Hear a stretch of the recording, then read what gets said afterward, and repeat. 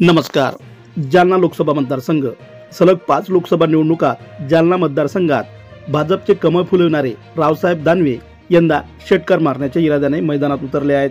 तर महाविकास आघाडीचे उमेदवार डॉक्टर कल्याण काळे यांनी मित्रपक्षाचा हात हाती घेत जोर लावलेला आहे। जालन्याची निवडणूक महायुती आणि महाविकास आघाडीकडून प्रतिष्ठेची करण्यात आली असून वंचितचे उमेदवार प्रभाकर बकले यांच्यासह अपक्ष प्रमुख उमेदवाराची डोकेदुखी वाढवणार आहे। जालना लोकसभा मतदारसंघात 1999 ते 2019 मध्ये झालेल्या 5ही निवडणुकात भाजपचे रावसाहेब दानवे यांनी विजय मिळवला आहे। त्यामुळे महायुतीचे अर्थात भाजपचे वर्चस्व असलेल्या या मतदारसंघात दानवे यांचा षटकार मारण्याचा इरादा आहे। यंदाच्या निवडणुकीत मनोज जरांगे यांचे मराठा आरक्षण आंदोलन, शेतमालाचे भाव, बेरोजगारी असे मुद्दे आहेत। महाविकास आघाडीच्या उमेदवारांनी याच मुद्द्याला प्रचारात हात घातला आहे। असे असले तरी रावसाहेब दानवे यांच्याकडून केंद्र आणि राज्य शासनाच्या वतीने प्रचार केला जात आहे। या मतदारसंघात आरक्षण आंदोलनाचा फॅक्टरही महत्त्वाचा आहे, ज्यामध्ये मनोज जरांगे पाटील यांनी मराठा आरक्षणाचा लढा जिल्ह्यातून आंतरबाली सराटी इथूनच सुरू केला आणि त्याला काउंटर अटॅक म्हणून ओबीसी आरक्षणाच्या सभा देखील जालन्यातूनच सुरू झाल्या। या दोन्ही बाबीचा परिणाम जालना लोकसभा मतदारसंघाच्या निवडणुकीवर दिसत आहे।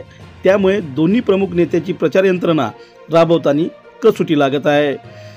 काही पक्षीय बलाबल जर आपण विचार केला तर जालना लोकसभा मतदारसंघात महायुतीकडून भाजपचा 1 खासदार, 3 आमदार, शिंदे सेनेचे 2 आमदार आहेत, तर महाविकास आघाडीकडून काँग्रेसचा 1 आमदार आहे आणि पक्षीय बलाबलमध्ये महायुतीचे पारडे आपल्याला इथं जड दिसते।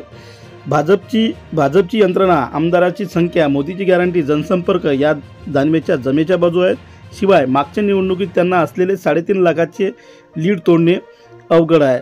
अपुरी यंत्रणा, उशिरा जाहीर झालेली उमेदवारी, तुटलेला जनसंपर्क, एकमेव आमदार ह्या बाबी डॉक्टर कल्याण काळे यांच्यासाठी अडचणीच्या ठरत आहे। जवळपास या निवडणुकीतील काही कळीचे मुद्दे देखील समोर येत आहेत, ज्यामध्ये मराठा आरक्षण, अपूर्ण असलेले डायपोर्टचे काम, जालना शहरातील फुले मार्केट, सुसज्ज उद्यान, सीड्स पार्क हे मुद्दे महत्त्वाचे ठरलेले आहेत। तसेच IT कॉलेजची इमारत, क्रीडांगणाचा अभाव, अपुरी सिंचन प्रकल्प, शहरी ग्रामीण भागाचा पाणी प्रश्न, शेतमालाचे प्रश्न आदी विविध कळीचे मुद्दे देखील या निवडणुकीत समोर येऊन राहिलेले आहे।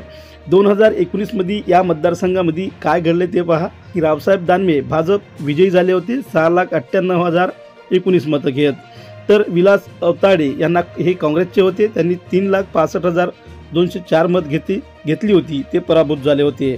तर शरदचंद्र वानखेडे वंचित यांनी 77,154 मतं घेतली होती।